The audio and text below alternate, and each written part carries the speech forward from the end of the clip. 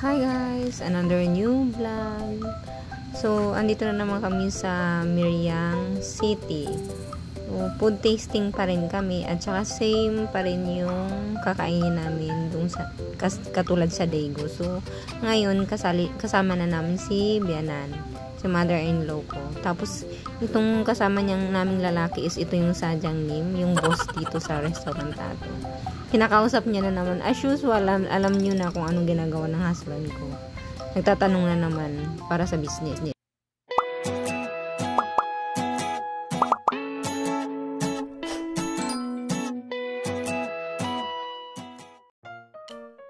It's a sunny day here in Korea. Actually, 2023 ko pa ito na vlog. So, as you can see, mainit.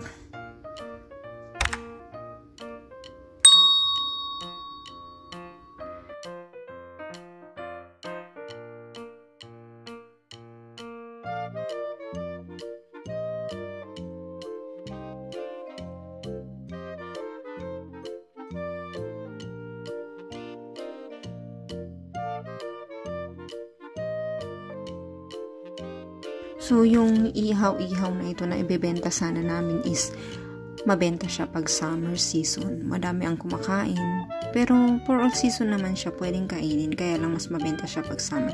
So, pag summer, yung restaurant namin is medyo mahina. Yung sashimi kasi mostly Koreans hindi kumakain ng sashimi pagka summer. So, para may benta kami, ito nga sana yung ibebenta namin, pero hindi naman namin nagawa kasi ibang menu na lang ang ginawa namin kasi medyo madami yung gagawin at saka gahol kami sa oras at saka baka hindi namin makayanan, so iba na lang. Pero adventure pa rin kami kasi baka pag may time kami another restaurant yung gagawin namin, at least may idea na kami kung paano gagawin. So, road trip muna tayo ng konti guys. Pasensya na medyo napahaba yung road trip natin gawa ng maganda din naman kasi yung lugar ng Miriam. So, pinapakita ko na lang din sa inyo yung lugar na ito para naman makita nyo din. Diba yung place?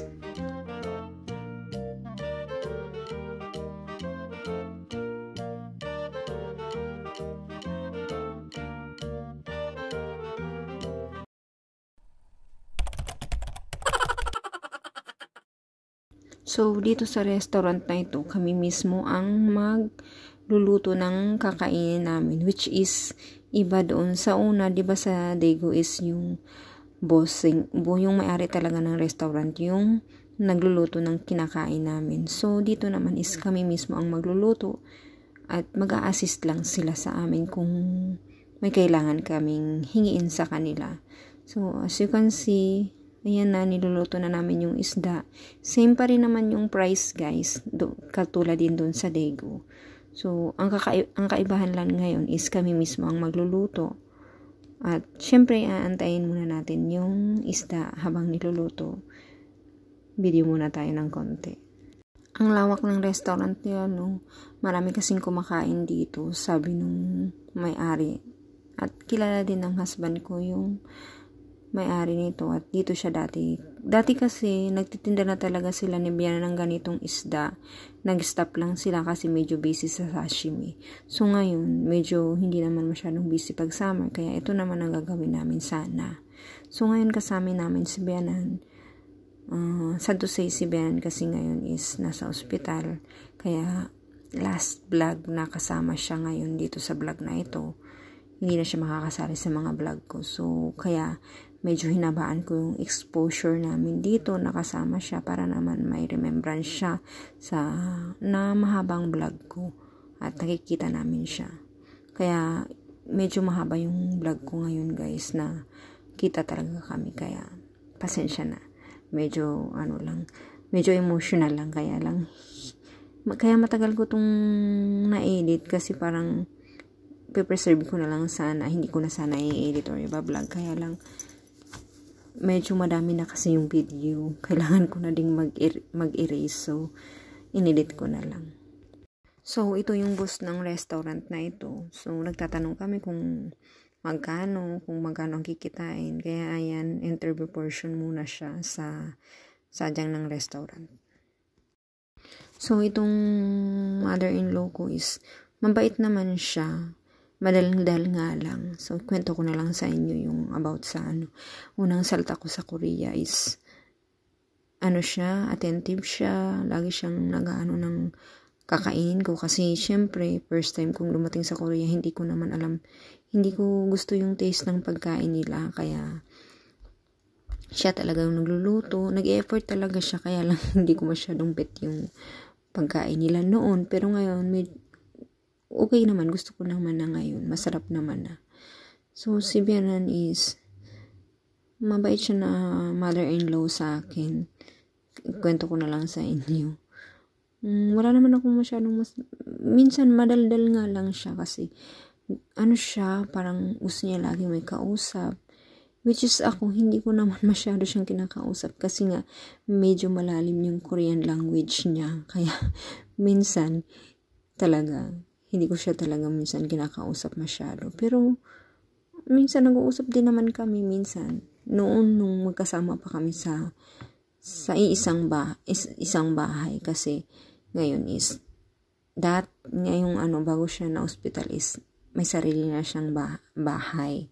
So, bali, hindi na kami magkasama. Iisa lang ang masasabi ko pagkasama mo. Yung mother-in-laws mo na Koreana na medyo may edad na is dapat kang gumising sa umaga. Kasi as in siya, 5 o'clock pa lang gising na yan. Maglilinis na, na ng mga gagawin para sa restaurant. Para pag 7 or 8 o'clock, tapos niya na yung gawain niya. Kaya, minsan napapakamot ako kasi yung gising ko is 8 na ako nagigising. Iiling-iling na lang siya. Pero wala naman akong narinig ng masamang sinabi niya sa akin. Kaya lang, sinasabi niya lang minsan na maagang gumising. Yun lang. Yun lang sinasabi niya. Hindi siya yung katulad sa ibang mother-in-law na madaldal, na aawahin ka. Hindi, tahimik lang siya. Never naman kami nag-away nito. At saka never siyang nagsalita ng hindi maganda sa akin. Pero siguro tinichismis niya rin ako sa mga kaibigan niya. Pero hindi ko naranasan na yung pagsalitaan ako ng hindi maganda. Na siya mismo magsasabi. Hindi naman. Mabait naman siya. Ang hindi ko makakalimutan sa kanya is nung unang dating ko talaga ng Korea is as in set ng gold talagang niregalo niya sa akin. Binili niya. Sing-sing, kwintas, tsaka hikaw, bracelet. Doon, kumpleto talaga yung binigay niya sa akin, gift niya daw yun.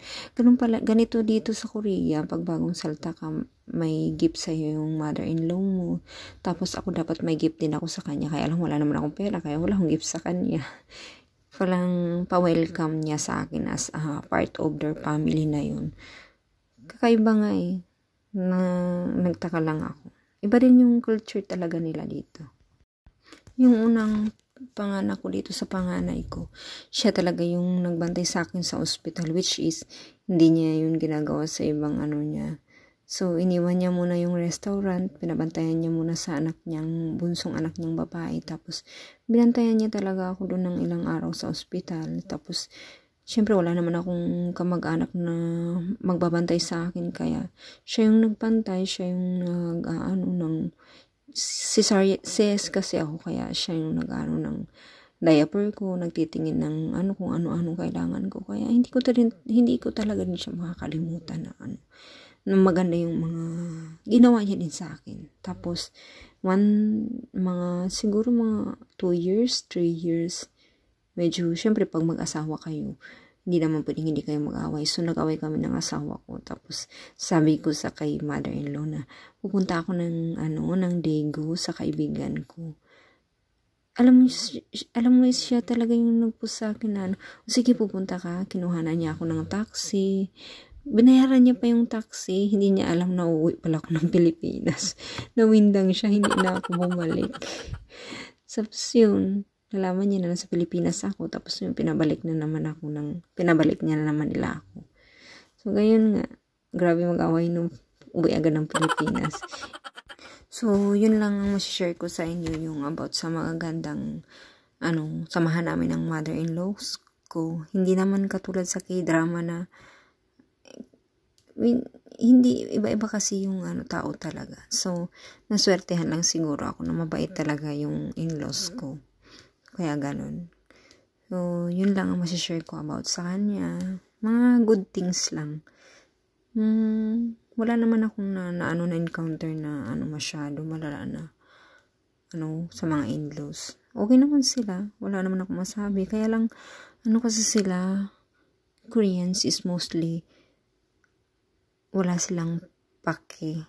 Parang wala silang pake. Yung, lang sila, yung parang mas more on focus sila sa kanya-kanya nilang buhay. Mas, kasi sila, gusto nilang work, trabaho. Kaya, minsan talaga hindi ibang-iba talaga yung culture nila kaysa sa culture sa atin.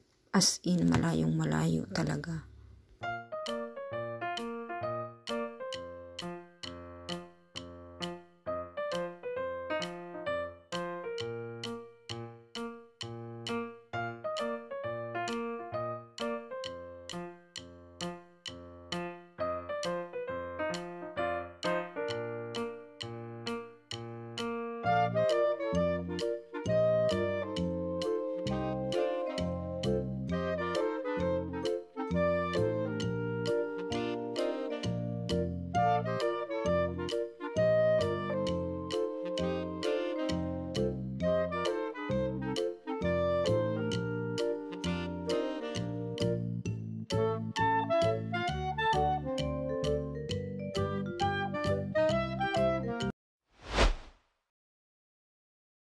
So, ito na yung sabaw ng isda na ito. Pinakuluan ng buto-buto ng isda na ito.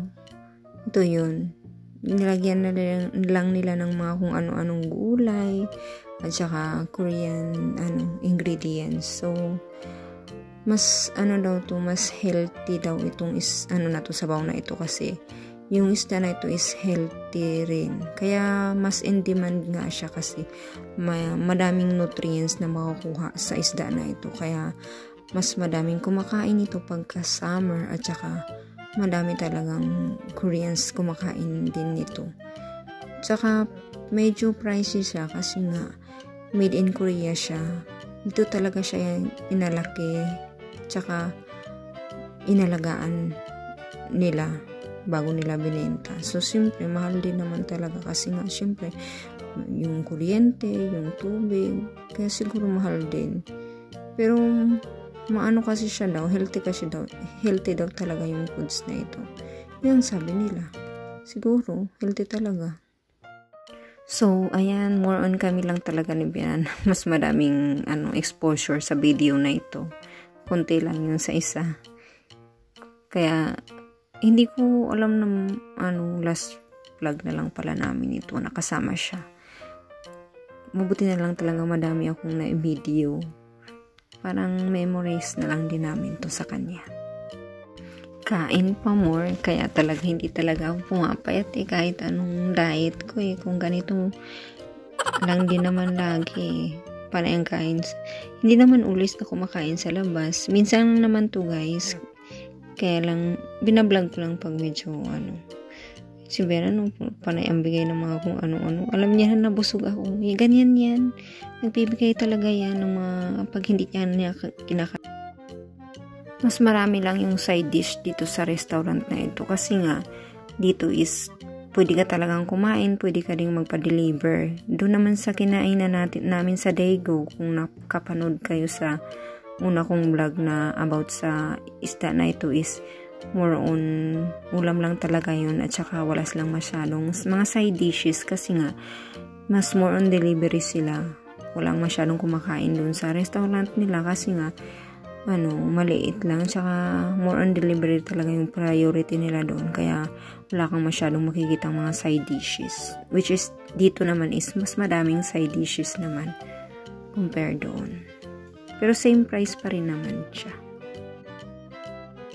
Pagka hindi ako masyadong active dito sa YouTube channel ko guys at hindi ako makakapag-upload ng new vlog or mga new video, pwede naman kayong mag-visit sa Facebook page ko. Iba nga lang yung pangalan ko, Pinay Life in South Korea. I-search nyo na lang, hanapin nyo na lang yung name na yun. Makikita nyo na mas active ako sa Facebook page ko kaysa sa YouTube. Kasi, mas hindi na ko na kailangan mag-edit doon. Mas nagpo-post ako doon. So, search nyo na lang ang Pinay Life in South Korea. Mas active ako doon. Para makapollow pa rin kayo kung hindi man ako masyadong nakakapag-upload ng new video.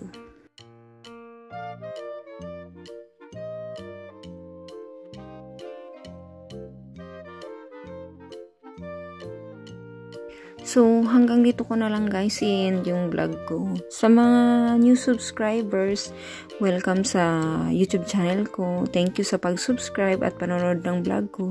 Sa mga hindi pa nakaka-subscribe, please like and subscribe and hit the bell para ma-notify kayo sa next vlog na gagawin ko. See you next vlog. Bye-bye! Thank you for watching guys.